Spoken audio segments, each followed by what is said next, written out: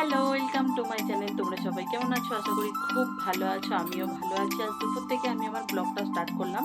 সবাইকে জানাই উল্টো রথের অনেক অনেক শুভেচ্ছা, ভালোবাসা। আজ উল্টো রথ, কিন্তু আকাশের মুখো ভাট, মানে জগন্নাথ দেবও চায় না মাসির বাড়ি ছেড়ে নিজের বাড়িতে ফেরত যেতে, কিন্তু কি আর করা যাবে, নিয়মকানুন তো সব পালন করতেই হবে। যাই হোক, চুলটা একটু শ্যাম্পু করলাম, অনেকদিন হয়ে গেছিলো চুলটা শ্যাম্পু করা হয়নি। আর কানেরগুলো উপরে খুলে রাখা আছে, তাই পরা হয়নি। সকাল থেকে একটু ব্যস্ত ছিলাম, তাই আর ভিডিও করা হয়নি। যাই হোক, স্নান টান করে নিয়েছি। চলো তোমাদেরকে বাইরের ওয়েদারটা একবার দেখাই। আর লাঞ্চ করবো, তো খিদেও পেয়ে গেছে, তাই আর বেশি বক বক করছি না। চলো ঝটপট যাই, লাঞ্চটা করে নিই। গিরির ওদিকে সেবা করাও হয়ে গেছে, বসে আছে। আর বক বক করবো না বেশি। বিকেলবেলা যদি বেরোই তো অবশ্যই তোমাদের সাথে শেয়ার করবো। সোজা রাতের দিন যাওয়া হয়নি, হাজব্যান্ডের খুব শরীরটা খারাপ ছিল, তাই ও শুয়েছিল, মানে ঘুমাচ্ছিল, তাই আর বেরোনো হয়নি। আর আজ ওর ডিউটি, যদি একা একা বেরোই, বাড়ির সামনে দিয়ে যদি অনেকগুলো রথ যায়, যদি জেগে থাকি না ঘুমাই, তাহলে অবশ্যই তোমাদের সাথে শেয়ার করব। চলো তাহলে পরে আবার তোমাদের সাথে দেখা হচ্ছে।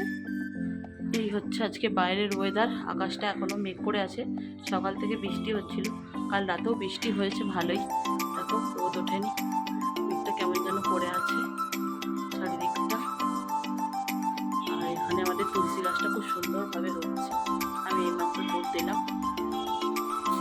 চলো বন্ধুরা, তোমাদেরকে আজকে দুপুরে লাঞ্চের মেনু শেয়ার করি। ভাত দিয়ে দেখাই।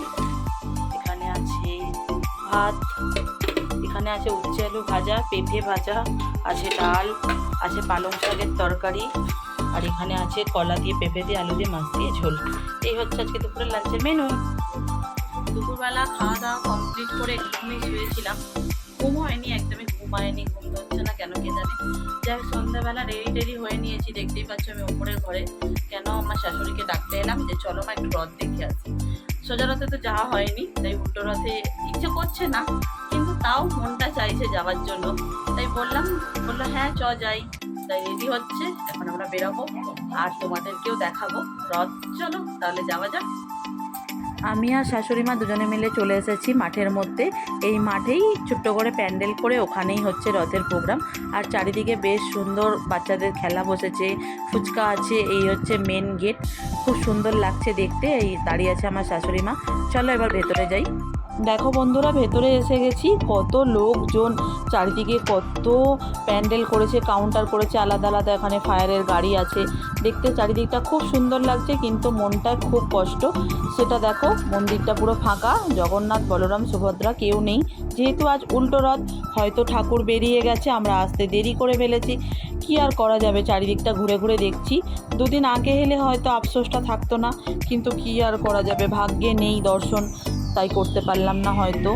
যাই হোক, চারিদিকটা বেশ সুন্দর করে সাজিয়েছে, দারুণ লাগছে। চারিদিক লাইটিং এত ভালো লাগছে। তোমাদেরও হয়তো ভালো লাগছে দেখে। কেমন লাগলো সে তো অবশ্যই কমেন্ট করে জানাবে। আর এই হচ্ছে আমার শাশুড়ি মা। আর এইখানেই হয়তো মহারাজ বসে বসে হরিনাম করছিল কিছুদিন আগে, বেশ ভালো লাগছে। ওই দিকটা কিছু ঠাকুর আছে, চলো বরং ওই ঠাকুরগুলো তোমাদের দেখিয়ে আনি। দেখো বন্ধুরা, এখানেই কতগুলো ঠাকুর সাজিয়ে রেখেছে। ঠাকুর না, ওই কৃষ্ণের যে 9টা রূপ আছে, সেই 9টা রূপের আলাদা আলাদা অবতার এখানে সুন্দর করে দেওয়া আছে। বেশ সুন্দর লাগছে দেখতে। ভাবলাম তোমাদের সাথেও একটু শেয়ার করি, যেহেতু আমি দেখছি তাই তোমাদেরকেও একটু দেখালাম। তোমরা কারা কারা এই 9টা রূপের নাম জানো অবশ্যই কমেন্ট করে আমাকে জানাবে। আমি জানি মোটামুটি, তোমাদের সঙ্গে কিছু কিছু শেয়ার করলাম। ওখানে যদিও লেখা আছে নিচে কোনটা কি অবতার, তাও আমি তোমাদের দেখাচ্ছি। দেখো, আর বেশ ভালো লাগছে, কিন্তু এত মানুষজন, এত ভিড় হয়েছে যে ঠিক করে তোমাদেরকে দেখাতেও পাচ্ছি না। যতটা পেরেছি চেষ্টা করলাম দেখানোর। কেমন লাগছে অবশ্যই কিন্তু কমেন্টে জানিও, পরে আবার তোমাদের সাথে দেখা হবে। তোমরা দেখতেই পেলে যে আমি চারিদিকে তোমাদের ঘুরিয়ে ঘুরিয়ে একটু দেখালাম। ঠাকুর উঠেছে খুব সুন্দর। এখন আমি আর মা দুজনে দাঁড়িয়ে দাঁড়িয়ে একটু সেলফি তুললাম, আর চারিদিকটা একটু দেখে নিচ্ছি ভালো করে শেষবারের মতন। আবার তো একটা বছরের অপেক্ষা। যাই হোক, চলো এখন ঝটপট বাড়ি